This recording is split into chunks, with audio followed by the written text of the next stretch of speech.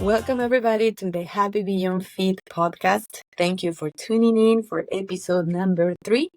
Today we're going to be discussing burnout, the 6 different kinds of burnout, the 6 phases of a burnout, and 6 tips to avoid burnout. Not that I am a master, but I can identify myself in all of these different things that we're going to be talking about. And I am also in the process of constantly reminding myself how to avoid burnout, how to handle it better, because burnout is inevitable and it's different in all of us. Some of us may be going through burnout weekly, or maybe monthly, or maybe yearly, but it happens to be at the same month every year.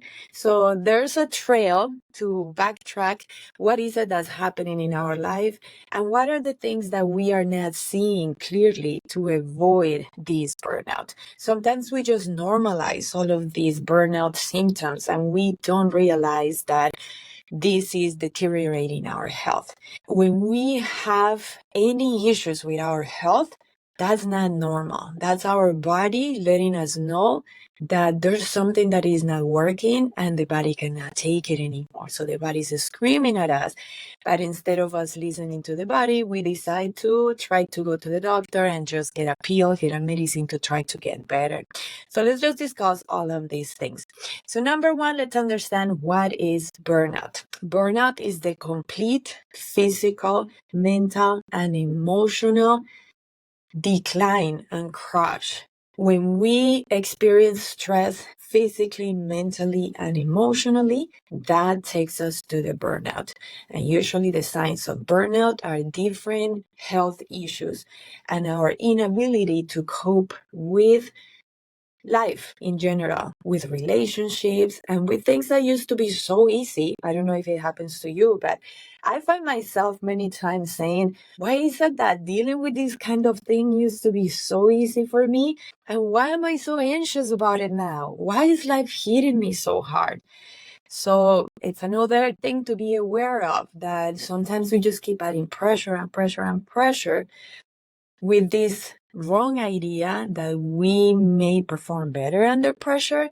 And what happens is that the more pressure and pressure and pressure we apply to ourselves, at some point things are going to break. So some of these burnout happen over a lifetime. So we go through different kinds of burnout. So let's see different examples. 6 different kinds of burnout. The first one. It may happen that you are one of those people that need to prove yourself to others. And in the process of investing so much into proving that you deserve what you have accomplished, or what you have, the opportunities you've been given, or the relationship you're in, or the status that you have, because you need to prove yourself to others, you sacrifice everything in life, and then there's a big disbalance. I can relate to this myself when I was given the chance by Zumba Fitness to help them to develop the Aqua Zumba program back in 2009. I know that I was chosen initially just to do the Aqua Zumba videos, not to be the leader of the program, as I ended up a couple of months later, and I ended up being that. But at the beginning, I was just invited to be the person on the official videos to launch the Aqua Zumba program. And I know that I was chosen because, yes, I had been a presenter for Zumba for a couple of years, and they knew that I was a good presenter, a good zest.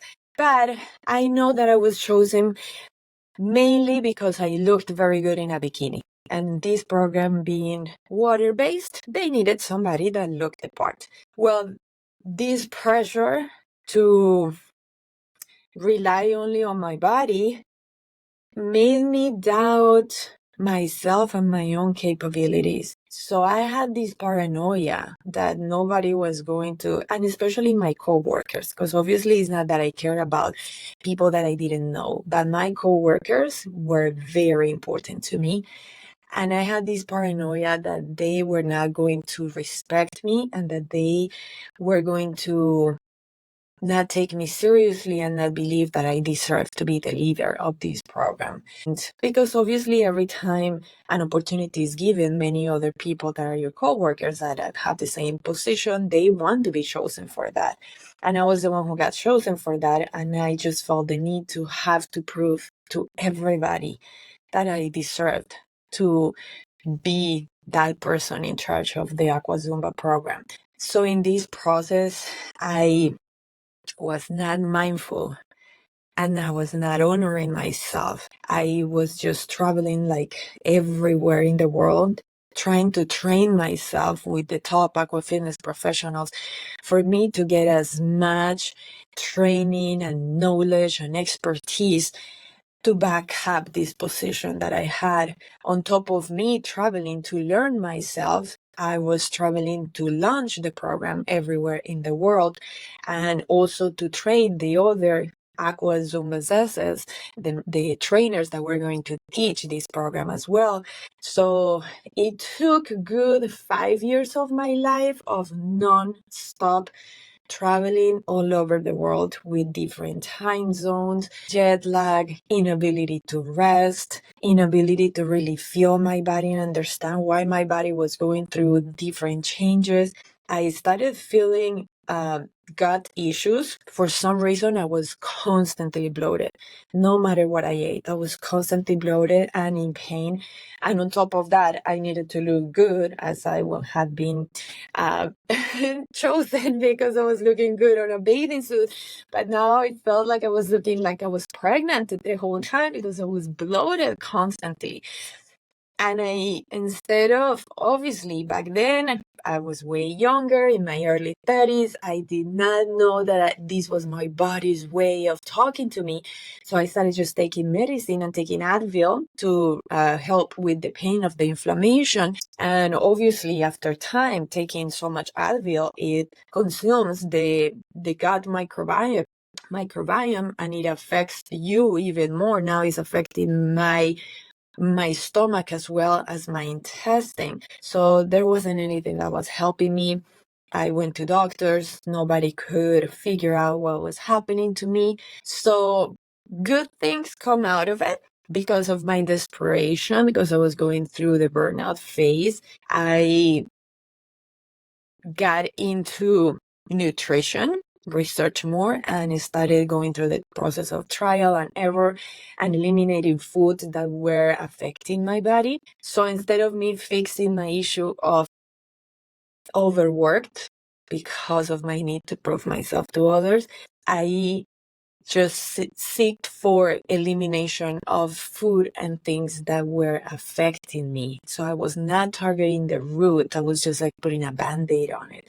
So because of this, the good thing that came out is that I created a whole program, my 10-day detox program, which have helped thousands of people that have taken my program, because I launched this program since probably 2013 as a desperate way for me to deal with all of these gut issues that I was experiencing. So it did help me a lot, but again, it was not taking care of the issue. So maybe you see yourself in this desperate process of trying to prove yourself to others. And let's understand that this is law of reaction, law of action, reaction. For every action, there's an equal and opposite reaction. Every new change or adjustment we do in our life changes our life habits. Therefore, new other habits are created, and other habits are no longer a part of our life because there's not extra time. We cannot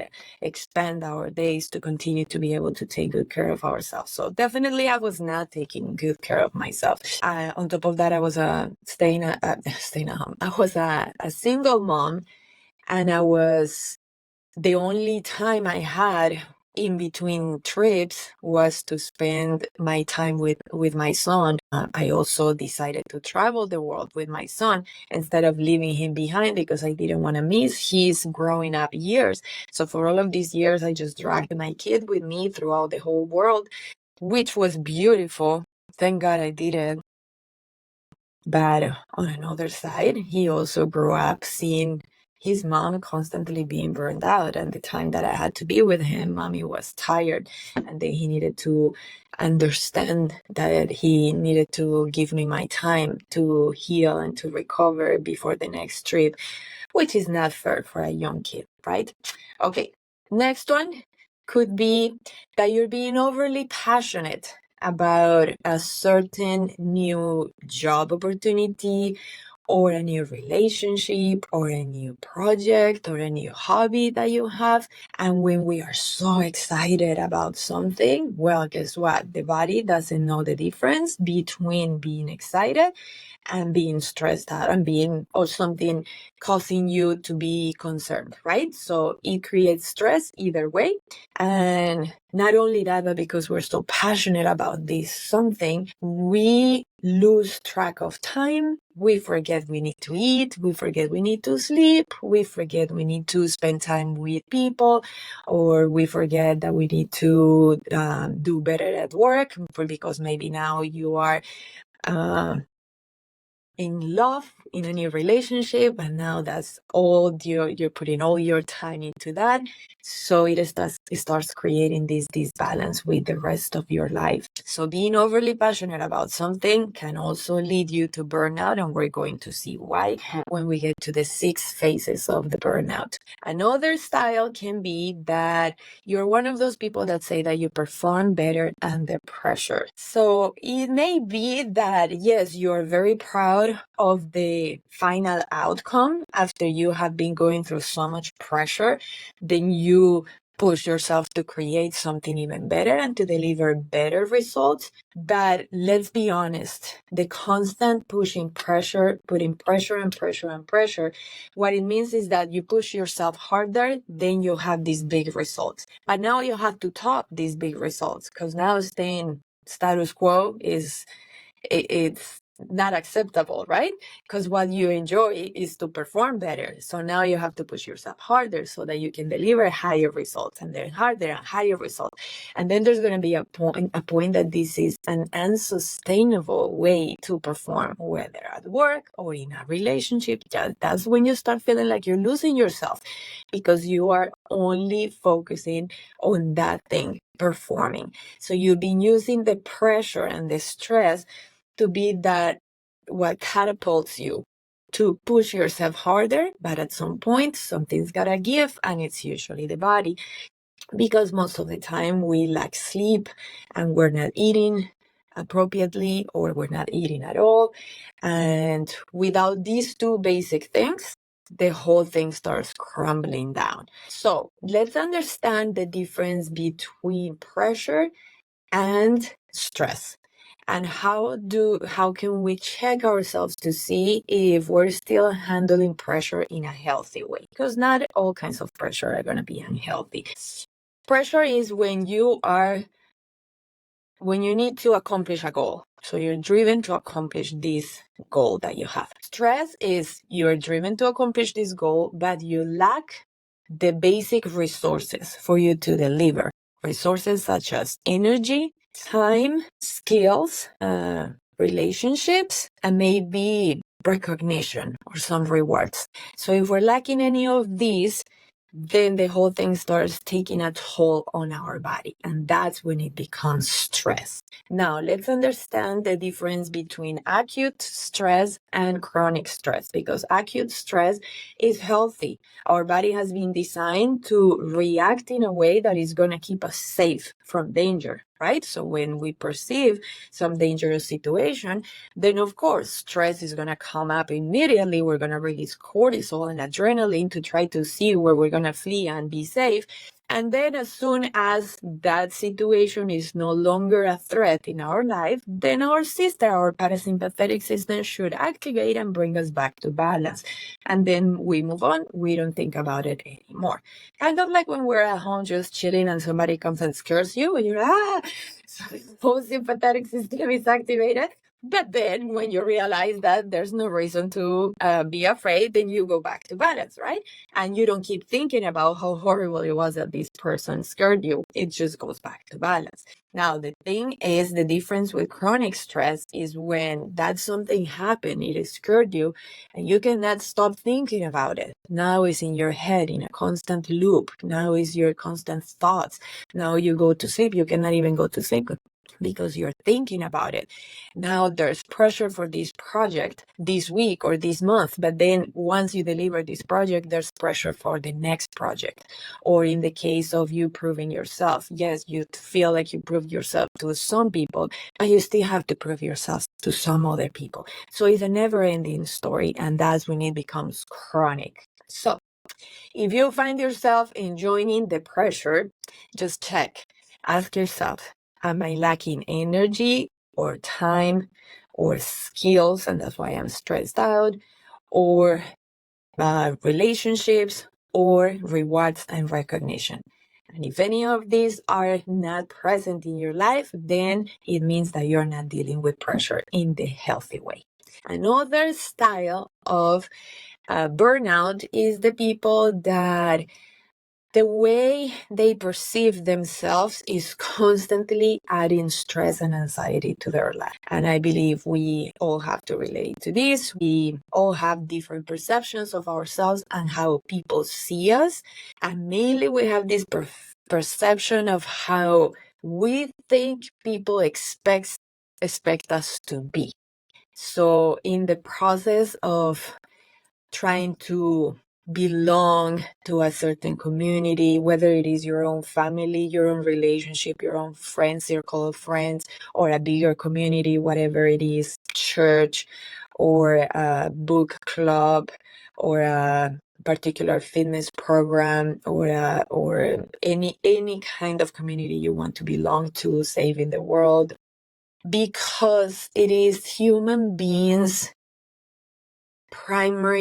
one of the primary needs to belong, because it's being shown in studies and in just analyzing the wildlife and animals and how no one survives unless they belong to a community. We human beings work in the same way. We know that we have this program inside of us in the cells in our body that we know we need to belong to a certain group in order for us to survive. Nobody survives on their own. We are beings that need to work cohesively with others, right? So I can relate to this because I see my son, for example. He just turned 20 years old, and I saw a shift in his personality when he became a teenager. He was this very outgoing kid and very playful, and all of a sudden he started being so concerned about fitting in. And I believe we all relate when we were teenagers, right? So this could be something that started with us happening when we were teenagers and has continued a little bit, putting pressure throughout our lives. In my son's case, the symptoms of the burnout, of how hard he is on himself because he's trying to fit in, represents in acne. So this is how his body is talking to him, telling him how stressed he is.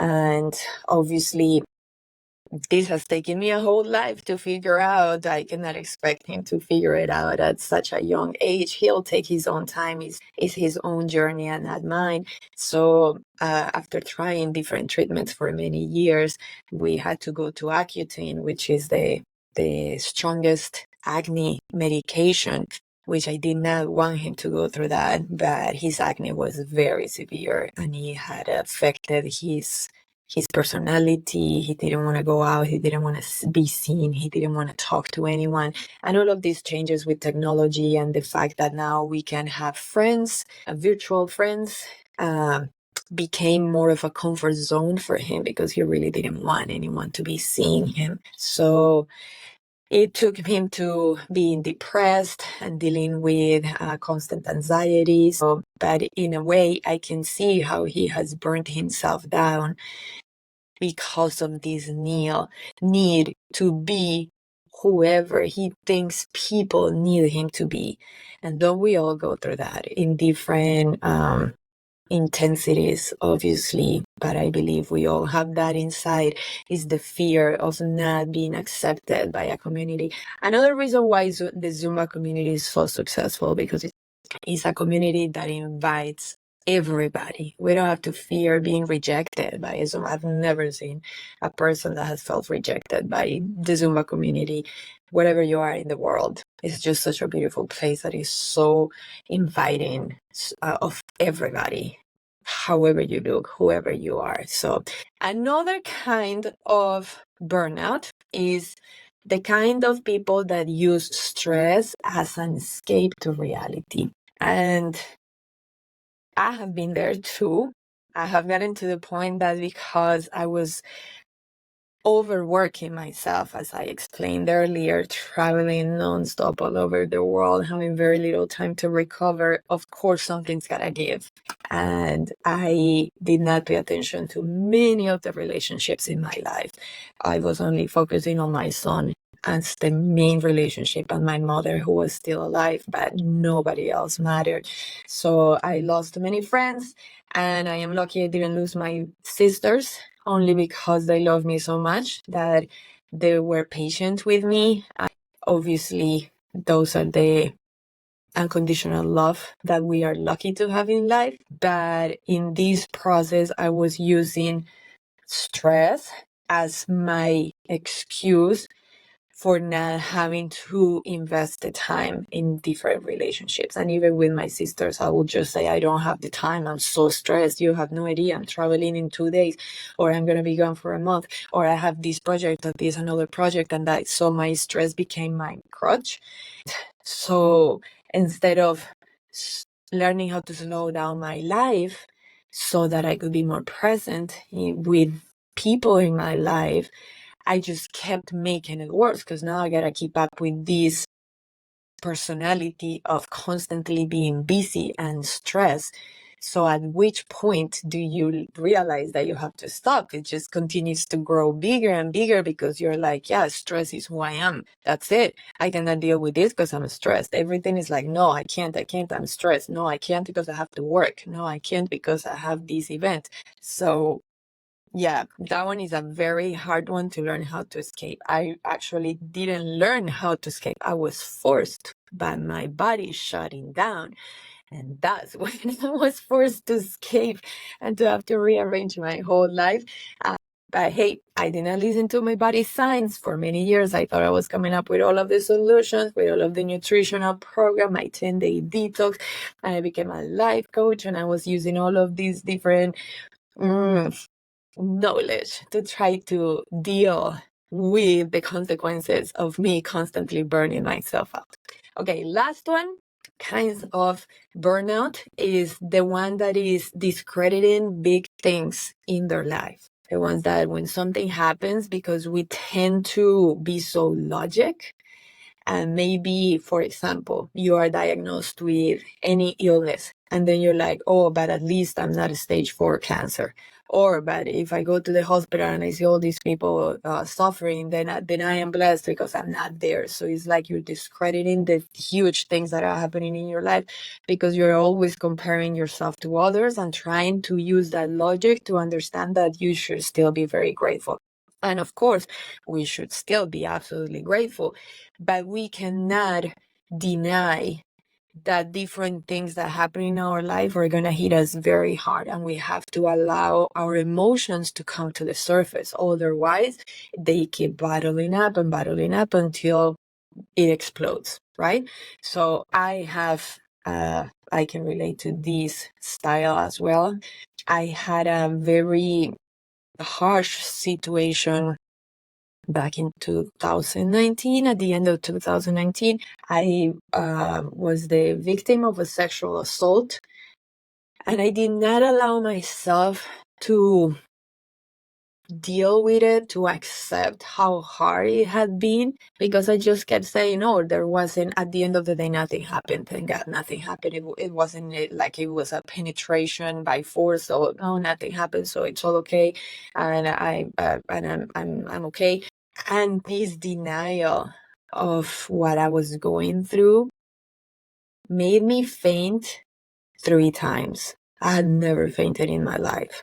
I remember I was on a trip with my boyfriend in Vegas, and I fainted on the airplane. I remember I was feeling so weak. I went to the bathroom and I fainted in the bathroom. And then, so I remember myself gathering my strength when I came back to consciousness in the bathroom, and I thought, okay, we're on row 8. So it's going to take me like 4 seconds for me. I'm going to open the door and I'm going to run to get it to the row, to make it to the row. My boyfriend was there sleeping. And so I remember opening the door and taking off as fast as I could. He was looking at me, and after the second step, I started crumbling down and fainting again. So he jumped, and all I know is that when I woke up a few seconds later, he was sitting on my seat of the plane, not on his, and I was on his lap, and I was coming back with all of the flight attendants around me, and I mean, my boyfriend telling them, she's okay, just give her some space. So that was like very shocking. I still didn't understand. I went through therapy, but to be honest, only a couple of sessions, because I thought that's all I needed to learn how to deal with it. And then the denial of how big this event had been for me took me to developing other different symptoms that I continued to ignore. And about that, I'll share a little bit more deeper in another episode, so that I can guide you through the process and share with you guys how I was able to finally come to peace with all of these things and to release this reaction to trauma that I was keeping in my body. Because it's not like I was still thinking about what happened. I was never thinking about it. To me, I moved on. But it's the reaction to trauma, how your body keeps reacting to life because you never had a closure for that event, what makes you burn down. So discrediting big things, bad or good as well, because sometimes we accomplish big things, but we don't celebrate big. And if we don't celebrate ourselves, who else is going to celebrate for us? Who else is going to know how important things are for us if we're not the ones who are explaining it? So this one, I believe that I'm very good at this. I celebrate my big things, my small things, all kinds of daily achievements, even if it is, I did the laundry today. Yes. I celebrate my birthdays. I am very open on social media, celebrating my little and my big things. I walked at the beach today. Yes. I received vitamin D, created vitamin D from the sun, and I grounded myself, and I'm in nature, as well as the big things. Sometimes people try to be humble and they don't want to celebrate their big accomplishments because they don't want to sound like they are showing off. And that denying of your own accomplishments and recognition that we all need, because we all need to be seen and recognized and heard, that can also take you to burn down, because little by little you start feeling like nobody appreciates what you do, and what you do is never enough. Okay, so here we just went through the 6 different kinds of burnout. Quickly, the ones that need to prove themselves to others, the ones that are overly passionate about new projects or new jobs or new relationships, the ones that say that they are performing better under pressure, or the ones that are slaves of the way we perceive ourselves and the need to fit in, or the ones that use stress as a way to escape reality, and lastly, the one that are discrediting the big or small things, good or bad in our lives. So now let's talk about the 6 phases of the burnout. It all starts with, number 1 is excitement. You're usually very excited. It starts as a very innocent thing. We're very excited about this new project or this new job that we've been wanting to get, or this new relationship, or this new hobby that we're able to finally do. And we start putting all of our intention and time and energy and resources into this. And obviously, law of balancing life, we start sacrificing other things because we need to create this new lifestyle that comes with these new exciting projects. In order for us to maintain these and perform our best at these, there's new habits that need to be developed, right? And in order to maintain this new quality of life, then we need to cut down other habits that we used to have in our life. So for example, we're no longer sleeping enough, or we're no longer having enough time to spend with our loved ones, or we're not eating properly because we never have time to eat, or we don't even have time to clean the house. So we start having all of these different sacrifices that we think is not a big deal at the beginning. But of course, this is a new life that you want to have because you've been looking forward to it and you finally have it. And so after time, you start going into phase number 2, which is the having to push yourself harder in order for you to perform well.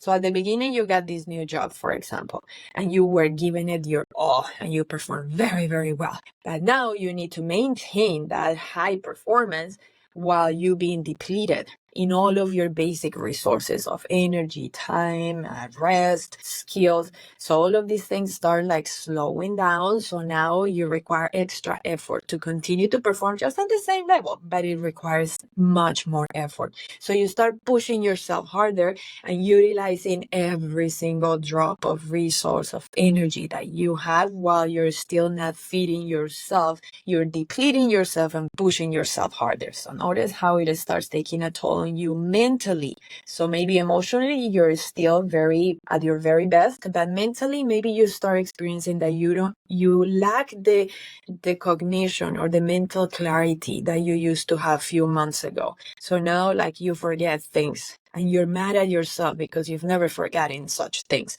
And now like little details you forget. And you cannot keep up with everything that you used to keep up in life, but it's because you're depleting yourself and as you're pushing yourself harder and harder. So now it takes you to stage number 3, which is full-on frustration. So now it's been months of you having this new job with this new lifestyle or this new relationship that has taken so much of you for you to continue to grow and strengthen this relationship or this new hobby or this new project. And now you're just plain frustrated because you're feeling it. You don't have it in you anymore. You're exhausted. You're physically very tired. Now you're mentally very tired. And what I mean by mentally is that your brain starts feeling like foggy the whole time. Why is it that I cannot clearly think? Why is it that people are talking to me and it's like I can't even pay attention to what they're saying? You are mentally exhausted. So notice that's usually the process. It starts with physical exhaustion, and once you're depleted physically, there's no other route but affecting the brain cognition. So now you lose your mental clarity. So now it affects you mentally. And in this frustration, what frustrates you the most is that you want to continue to experience the excitement that you felt a few months ago when it all started. And you want to continue to push yourself to be where you were on stage 1.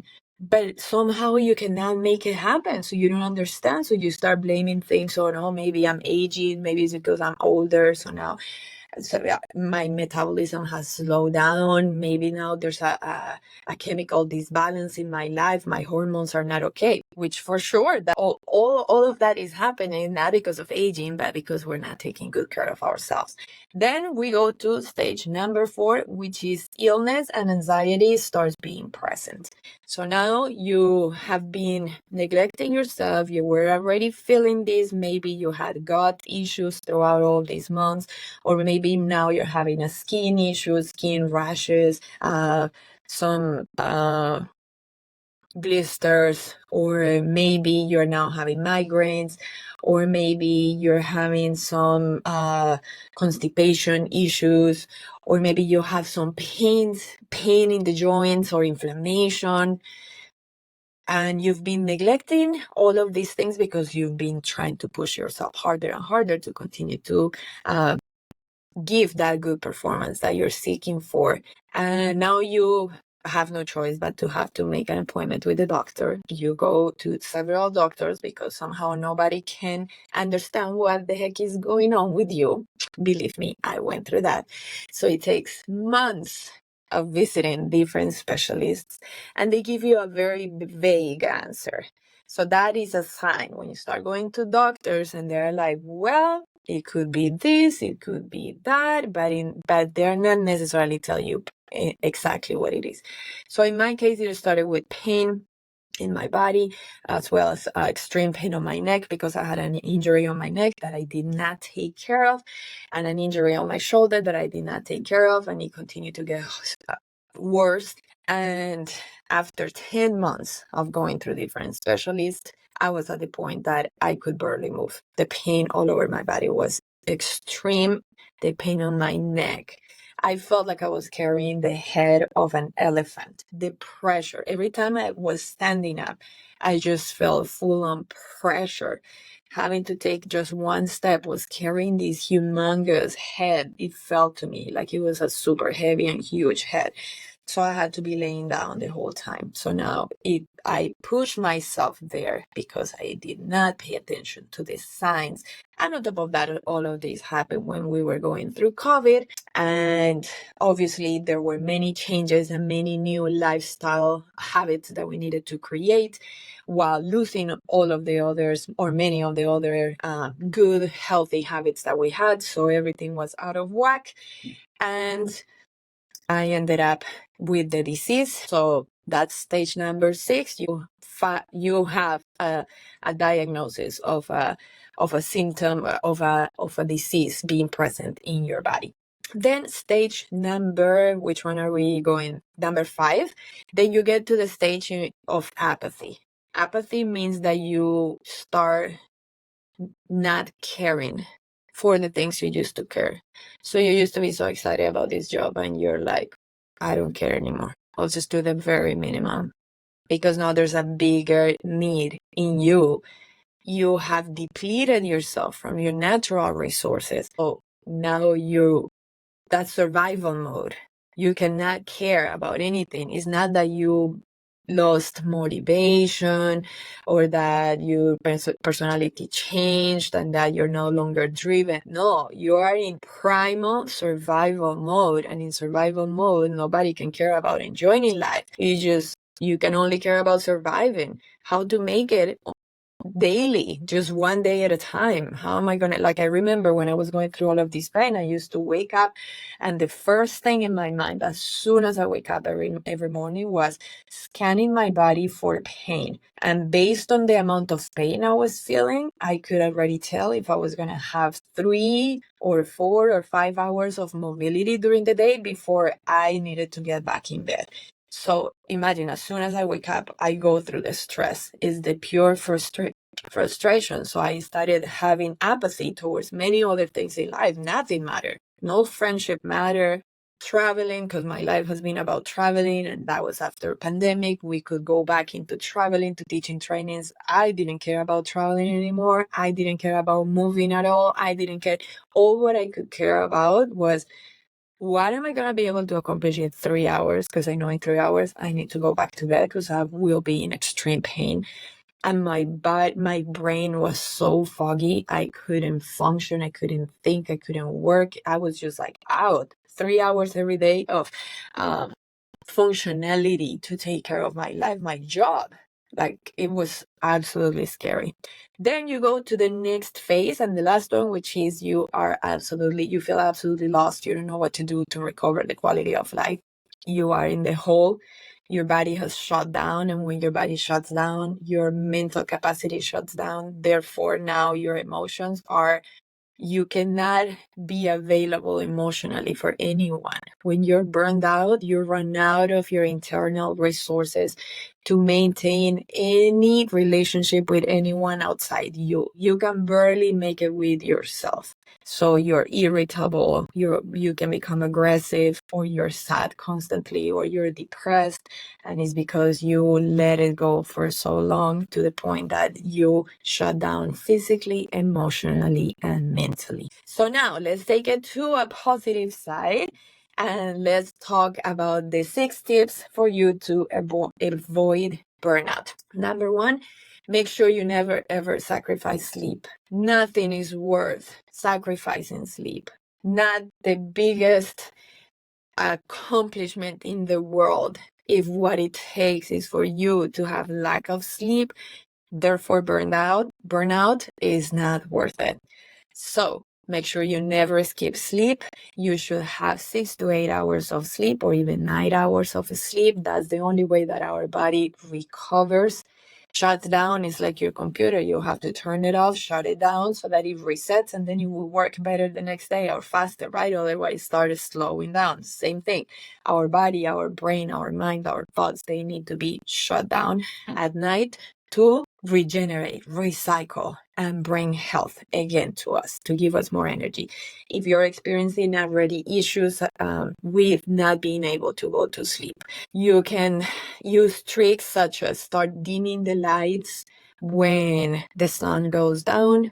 Don't turn any lights on. Use candle lights. After sundown, after sunset, do not use screen time. Do not use your phone. Do not get on social media. Do not check emails. It's time to allow your body to start producing the melatonin that is the one that's going to help you to sleep and recover at night. Or you can avoid blue lights.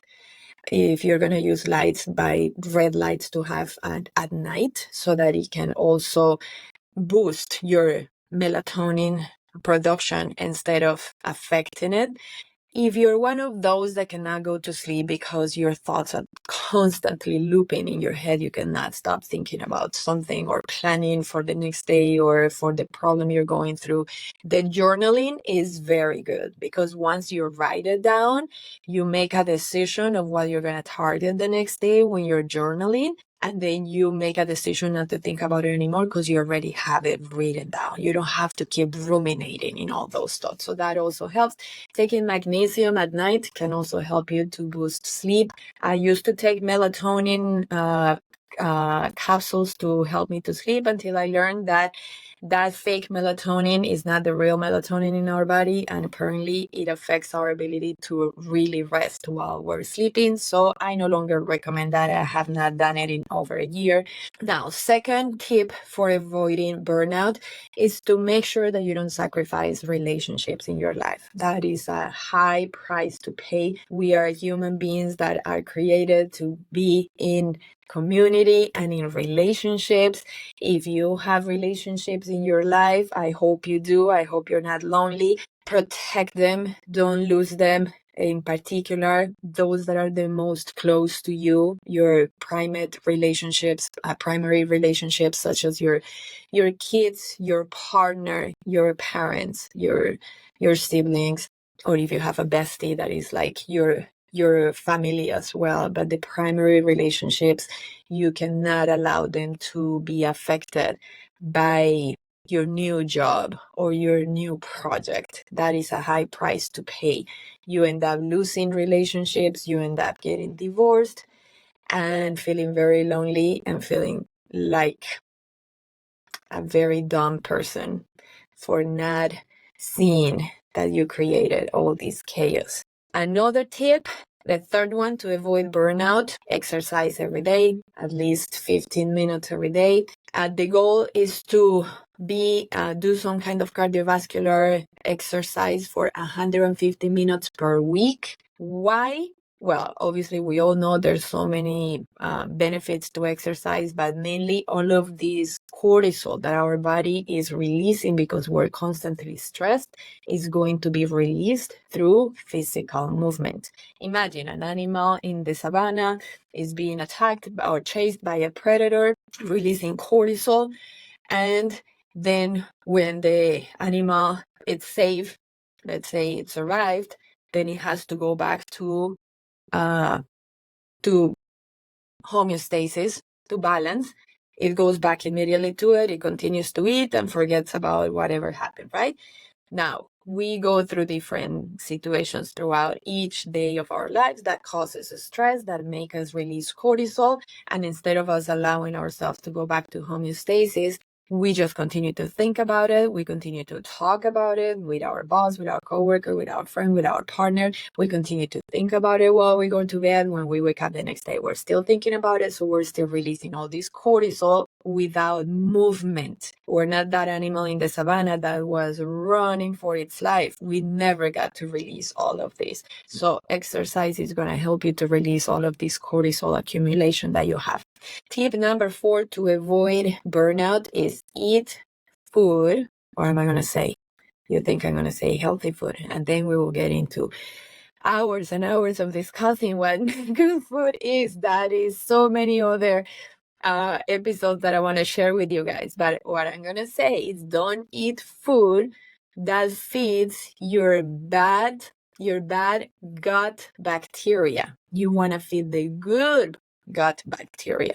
This good gut bacteria is fed by vegetables, by fiber, by uh, food that you know that has nutritional value and has not been ultra processed. Do not eat food that is going to feed your bad gut bacteria. That bad one feeds off sugar and anything that has been ultra processed. So do not eat that, because that's going to control your emotions. It's going to deplete you emotionally faster. So not necessarily you have to wait for the body to be depleted to then have the mental depletion, to then the emotional depletion. If you're constantly feeding yourself with bad food that feeds your bad gut bacteria, you deplete yourself mentally, emotionally first. And then you cannot keep up with anything in life. You don't have the ability to deal with stress, to deal with anyone in life. You become very irritable. So be aware. Do not feed that bad bacteria. Number 5, prep your food. Be prepared with food. If you are so passionate about that new project or lifestyle or relationship that you forget to eat, at some point you're going to feel very hungry because you didn't eat, and you're going to eat anything that is in front of you, and that's when we end up eating very bad. So to avoid falling into that, prep your food. Have one day a week, maybe during the weekend, maybe it is Sunday nights, that you prep your food for the whole week. In this case, you always carry your food with you. Always have like an emergency kit of healthy food with you, so that if you are very, very hungry, you reach out to something that is good, and that buys you time for you to really make a proper meal or find a proper meal for you. And tip number 6, nature time is key for you to get rid of all the positive ions that we keep adding to ourselves with all of the constant stresses in life and the energetic exchange with people and being in touch with things that are not alive. And you need to get rid of all of that, discharge, and get recharged by the energy that only comes from nature. Listen to nature's wisdom. Just stay there, listening to the wind, listening to the leaves, to the trees, to the ocean, if that's the case, to the river. Just fully being there. Recharge with nature. That is really going to help you to deal with stress and to get rid of the cortisol that you have been overproducing by burning yourself. I hope that this episode was helpful to you guys, and that maybe you were able to identify if there are some areas in which you have been burning down and you don't realize it. I didn't realize for a long time I was burning down weekly. Just the weekly traveling to teach 2 or 3 back-to-back trainings in different cities and coming back. When I was coming back, I would be like dead tired, like not even exhausted, dead tired, to the point that I will have to spend 2 days in bed, like barely moving. If you find yourself in such a place, for sure, it's because the week before or the weeks before, you depleted yourself with anything you were working on. You were depleting yourself of your internal resources for you to be able to cope with stress, and for stress to go from being acute stress to chronic stress. So hopefully this brought some light to you. Don't forget to follow this new podcast on Spotify. Please, please, please click on follow if you're watching me in this case, that I am solo today on YouTube. Please follow my new YouTube channel, Happy Beyond Fit, so that you can continue to be notified every time I post a new episode.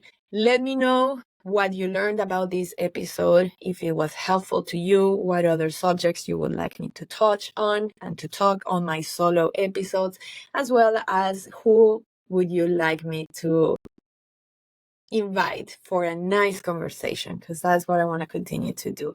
It's not interviews, I want to learn from people. I want to have nice conversations that allow me to learn from the strategies that many people use to live an amazing life. And I want to share it with you guys so that we can all learn from each other at the same time. Thank you so much for tuning in, and I'll see you next week.